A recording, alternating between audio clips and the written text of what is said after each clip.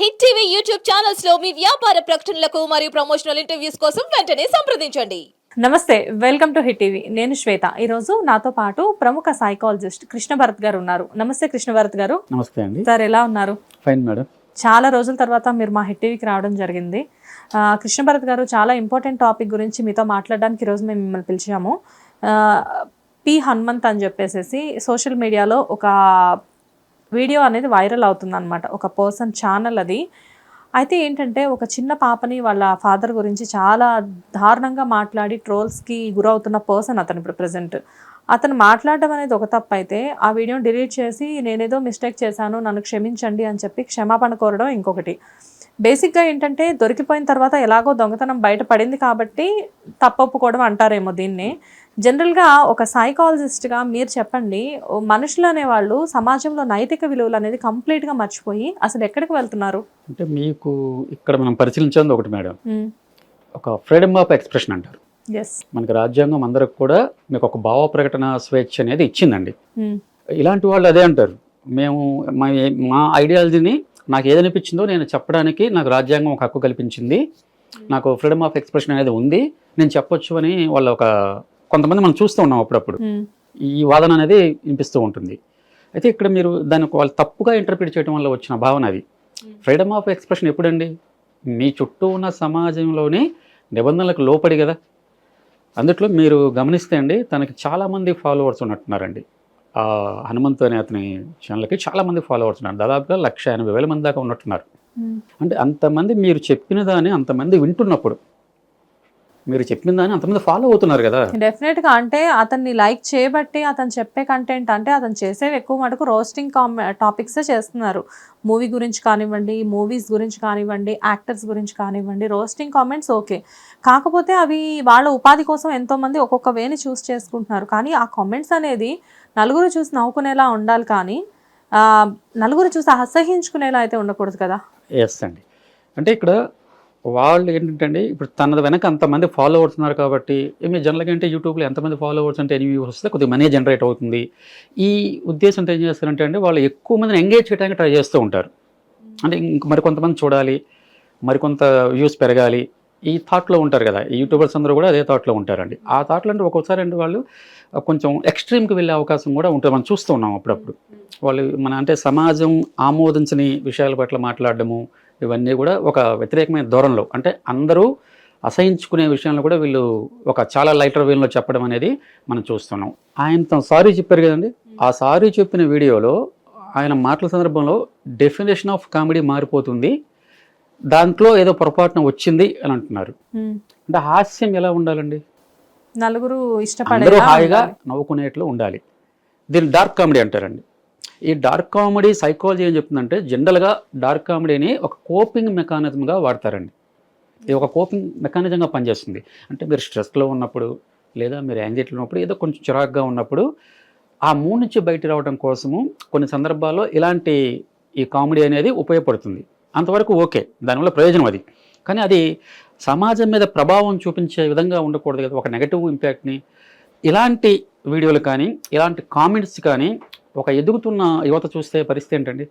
ఆటోమేటిక్గా ఏంటంటే సార్, ఒక సైకలాజికల్ ఇష్యూ ఉన్నవాళ్ళు, లేకపోతే ఒక సైకాలజీ రిలేషన్తో ఫీల్ అయ్యే వాళ్ళు ఏంటంటే, దీన్ని ఒక క్రూయల్ మెంటాలిటీ ఉన్న వాళ్ళు అడాప్ట్ చేసుకుంటారేమో ఇలాంటి కామెంట్స్ని.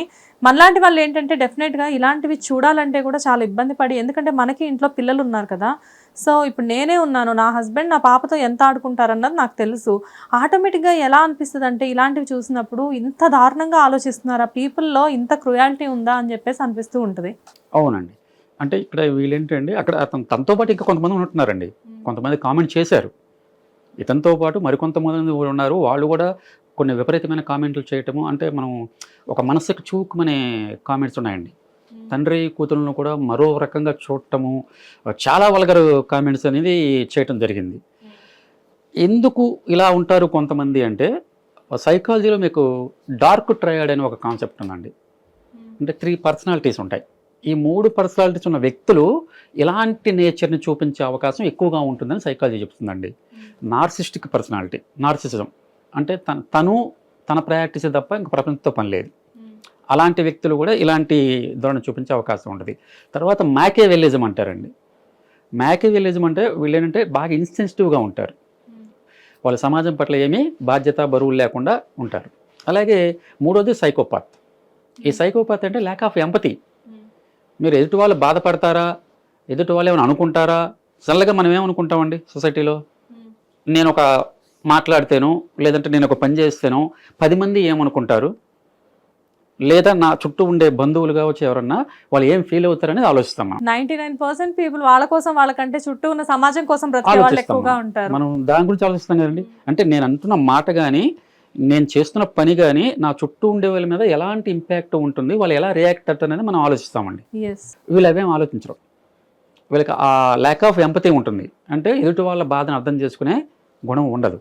అలాగే వీళ్ళకి ఏంటంటే నేను నా పాయింట్ ఆఫ్ వ్యూ తప్ప సమాజము, ఆ సమాజంలో ఉండే డైమెన్షన్స్ వీటన్నిటి పట్ల వీళ్ళకేమీ అవగాహన ఉండదు. ఒకవేళ అవగాహన ఉన్నా కూడా వాటిని పట్టించుకోరు వాళ్ళు. అందువల్ల వాళ్ళు అలాంటి కామెంట్లు చేయగలిగే ఇది వచ్చింది వాళ్ళకి. ఆ కామెంట్ చేయగలిగారంటే వాళ్ళ ఇది లేదు. ఈ 3 డైమెన్షన్స్లో వాళ్ళు ఎక్కడో చోట ఉంటారు కాబట్టి maybe they are narcissistic or Machiavellianism లేదా సైకోపాత్. ఈ మూడిట్లో ఎక్కడో చోట వీళ్ళు ఉండిపోయారు కాబట్టే అంత భయంకరమైన కామెంట్స్ని వాళ్ళు చేయగలిగారండి. సామాన్య మానవులు ఎవరు అలాంటి కామెంట్లు చేయలేరు కదా. ఫుల్ హెల్తీగా ఉండే అంటే సైకలాజికల్ వెల్నెస్, సైకలాజికల్గా అన్నీ బాగున్న వ్యక్తులు, సమాజంలో ఇమిడిపోయిన వ్యక్తులు సహజంగా ఇలాంటి కామెంట్స్ చేయటం చాలా అరుదండి. 100% చేయరు.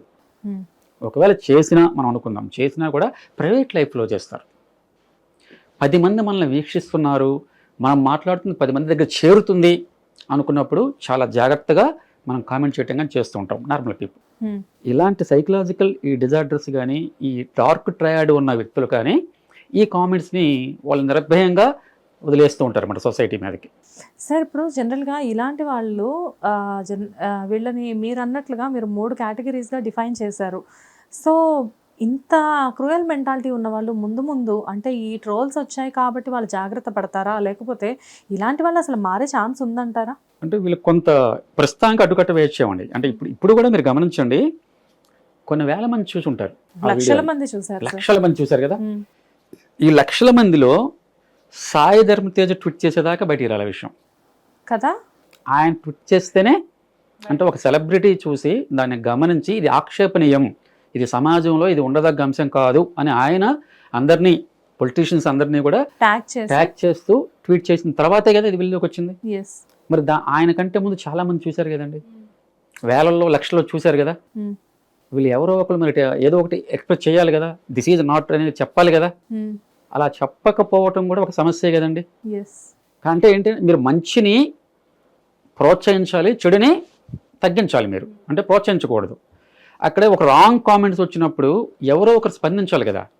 సో మనం ఎప్పుడూ కూడా ఏంటండి, సమాజంలో ఒక పాజిటివ్ ఇంపాక్ట్ ఉండే అంశాల పట్ల మనం ప్రోత్సహించవచ్చు. ఇది నెగటివ్ ఇంపాక్ట్ క్రియేట్ చేస్తుంది, రేపటి తరం మీద ఒక ప్రభావం చూపిస్తుంది, ఒక నెగటివ్ వేలో చూపిస్తుంది అనుకున్నప్పుడు ఖచ్చితంగా వ్యక్తిగత బాధ్యతగా మీరైనా నేనైనా ఎవరైనా దాన్ని ఆక్షేపించాల్సిందే, దాన్ని అడ్డుకోవాలండి. మనం చెప్పాలి ఇది తప్పు అని చెప్పాలి. అది తప్పు అని చెప్పలేదనుకోండి అది రైట్ అనుకుంటారు, మళ్ళీ తిరిగి రిపీట్ చేసే అవకాశం కూడా ఉంటుంది. నిజంగా మనం ఈరోజు సాయి ధర్మ తేజ్ గారికి హ్యాట్స్ ఆఫ్ చెప్పాలండి. ఆయన కదిలించబట్టే ఈరోజు ఎంత చర్చనీయాంశమైంది, ఇంతమంది దీని మీద మాట్లాడుతూ ఉన్నారు. లేదు అంటే అది కొంతమంది దగ్గర చేరేదేమో, మేబీ మరి కొంతమంది దగ్గర చేరేదేమో, మేబీ ఇంకో 10,000 మందో 20,000 మందో 30,000 మంది చేరేదేమో కదండి. అంతే కదా. సమాజంలో ప్రతి ఒక్క మనిషి కూడా ఇలాంటివి జరిగినప్పుడు స్పందించాలి అంటారు. అవునండి, మనం అడ్డు చెప్పాలి. ఇది రాంగ్ అని చెప్పగలగాలి. కాకపోతే ఏంటంటే సార్, ఇలాంటి విషయాలు మీరు నేను మాట్లాడితే ఏంటంటే ఎవరు వినరు. అంటే ఇప్పుడు కెమెరా ముందు కూర్చొని మనం మాట్లాడడం ఓకే, డెఫినెట్గా ఇలాంటివి రీచ్ అవుతాయి. కానీ ఒకవేళ అలాంటి ట్వీటే మనం చేసామనుకోండి అది పెద్దగా రీచ్ అవ్వదు. ఇప్పుడు సాయి ధరమ్ తేజ్ చేశారు, అది కూడా ఇక్కడ సీఎంని అక్కడ సీఎంని, ఇక్కడ డిప్యూటీ సీఎంని అక్కడ డిప్యూటీ సీఎంని ట్యాగ్ చేస్తూ, పోలీస్ డిపార్ట్మెంట్ని ట్యాగ్ చేస్తూ చేసేసరికి అది ఇంత వైరల్ అయింది. అండ్ రేవంత్ రెడ్డి గారు కూడా ఇమ్మీడియట్గా యాక్షన్ తీసుకోవడం జరిగింది. సో వన్స్ ఇంతమంది ఫోకస్ చేసేసరికి ఈ ఇష్యూ అనేది ఇంతమందిలోకి వెళ్ళింది. అది అంటే మీరు ఇక్కడ ఒకటి చేయొచ్చండి, 1,000 మందో లక్షల మంది చూసారంటున్నారు కదా, రిపోర్ట్ అనే ఒక ఆప్షన్ ఉంటుంది. మీకు యూట్యూబ్లో మీద కంటెంట్ బాగాలేకపోతే మీరు రిపోర్ట్ చేయొచ్చు. ఆ రిపోర్ట్ చేస్తే సపోజ్ మనం అనుకున్న 1,00,000 మంది చూసారనుకోండి, 1,00,000 మందిలో 10% ఎంతండి? 10,000. 10,000 మంది రిపోర్ట్ కొడితే ఖచ్చితంగా యూట్యూబ్ మేనేజ్మెంట్ ఆలోచిస్తుంది కదండి, వాళ్ళు ఇక్కడ ఏదో తప్పు ఉంది అనేది ఆ ఛానల్ని వాళ్ళు బ్లాక్ చేయటమో, ఆ ఛానల్ ఏదో ఒకటి ఒక యాక్షన్ అయితే ఉంటుంది కదా. కానీ సాయి ధర్మ తేజ్ పట్టించిన దాకా ఆ రిపోర్టింగ్ అనేది రాలేదు కదా, రిపోర్ట్ చేయటం అనేది లేదు కదా. కాబట్టి అందుకని మనం గమనించాలంటే సమాజం ఎలా నడుస్తుంది అని చూడాలన్నమాట. ఎవరో ఒకరు వచ్చి అంటే ఒక సెలబ్రిటీనో లేదంటే ఒక లైమ్ లైట్లో ఉన్న వ్యక్తి వచ్చి మాట్లాడేదాకా ఇది దాన్ని అడ్రస్ చేయలేకపోతే అది అలాగే కొనసాగుతూ ఉంటుంది కదా. వ్యక్తిగత స్థాయిలో నేను చూశాను అనుకోండి, నేను దాన్ని అడ్డు చెప్పగలగాలి, బాబు ఇది తప్పు అని చెప్పగలగాలి, మీరు చూసినా ఇది తప్పు అని చెప్పగలగాలి. కానీ ఇక్కడంటే నాకెందుకులే అని మనం ఎవరికి వారం కామ్గా ఉండటం వల్ల ఇలాంటి ధోరణి పెరిగిపోతూ ఉంది. సహజంగా హ్యూమన్ సైకాలజీ ఎలా ఉంటుందంటే, నాకెందుకు, నేను చూడలేదు, లేదా చూసినా మనకెందుకబ్బా వాళ్ళతో మనం ఎందుకు పెట్టుకుంటాము ఏదో అని చెప్పి మనం వదిలేస్తూ ఉంటాము. కొంచెం సామాజిక బాధ్యత తీసుకొని ఒక నెగటివ్ ఇంపాక్ట్ ఉన్న అంశాలపై మనం కనుక స్పందిస్తే ఈ యూట్యూబ్లో కావచ్చు లేదా సోషల్ మీడియాలో కావచ్చు ఇలాంటివి తగ్గే అవకాశం ఉంటుందండి. ఎస్. సో మీనంటే ఇప్పుడు ఫైనల్గా ఇలాంటి కామెంట్స్ ఇలాంటి అసభ్యకరమైన వ్యాఖ్యలు చేసే వాళ్ళని సైకాలజీ లాంగ్వేజ్లో ఏమంటారు చెప్పండి, యాజ్ ఎ సైకాలజిస్ట్గా? వీళ్ళు అంటే నేను చెప్పాను కానీ వీళ్ళు సైకోపాత్ అయినా ఉండొచ్చు, లేదా వీళ్ళు మ్యాకియవెలిజం అంటారు అదైనా ఉండొచ్చు, లేదా నార్సిస్టిక్ పర్సనాలిటీ అంటారండి. అంటే వాళ్ళకంటే వాళ్ళు తప్ప ఇంకా ప్రపంచంలో ఏది నచ్చదు వాళ్ళకి. అంటే ఎక్సెసివ్ సెల్ఫ్ లవ్ అందరికీ ఉంటుంది, మనం అంటే మనకి ఇష్టం ఉంటుందండి, ప్రతి ఒక్కరు కూడా సెల్ఫ్ లవ్ అనేది ఉంటుంది. కానీ అది ఎక్సెసివ్, వాళ్ళు చాలా విపరీతంగా నేను, నా ఇష్టాలు, నా కుటుంబం, ఇంకంతే మొత్తం నేనే, తనే ఈ ప్రపంచానికి సెంటర్ ఎవరంటే నేనే అనే భావనలో ఉంటారు. యాక్చువల్గా ప్రపంచంలో మనం ఒక మూల ఉంటాం, మీరు ఒక స్మాల్ పార్ట్ ఆఫ్ మనం వరల్డ్లో. కానీ వీళ్ళు ఏంటంటే ప్రపంచానికి నేనే కేంద్ర బిందువు అనుకునే అవకాశం ఉంటుందన్నమాట. ఇలాంటి వాళ్ళే ఈ సామాజిక నిబంధనలు కానీ ఎదుటి వాళ్ళు ఏమన్నా అనుకుంటారేమో, లేదంటే ఎదుటి వాళ్ళు బాధపడతారేమో, నా ప్రవర్తనలో ఎదుటి వాళ్ళు బాధపడతారు, లేదంటే నేను ఈ మాట అంటే ఇంట్లో వాళ్ళు కూడా అండి, బయటే కాదు ఎక్కడైనా వాళ్ళకి ఆ సెన్సిటివిటీ అని ఉండదు. వాళ్ళకి ఏది మైండ్కి వస్తుంది అనేస్తూ ఉంటారండి. మైండ్ ఏముందండి, అనేక రకాలు వస్తాయండి. ఇప్పుడు నెగటివ్ ఆలోచనలు అనేవి మీకు వస్తాయి, నాకు వస్తాయి. ఆ నెగటివ్ డైమెన్షన్ ప్రతి మనిషిలో ఎప్పుడు ఉంటుంది.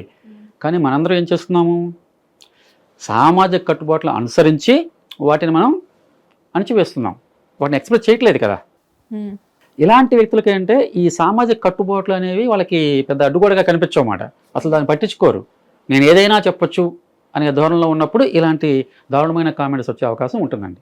Okay, thank you sir. Thank you madam. Hit TV app ని డౌన్లోడ్ చేసుకోండి. ఇందులో short news, live news, entertainment movies అన్ని అవైలబుల్ గా ఉన్నాయి. Please download Hit TV app. Hit TV app. Hit TV యాప్ని ఫ్రీగా డౌన్లోడ్ చేసుకోండి.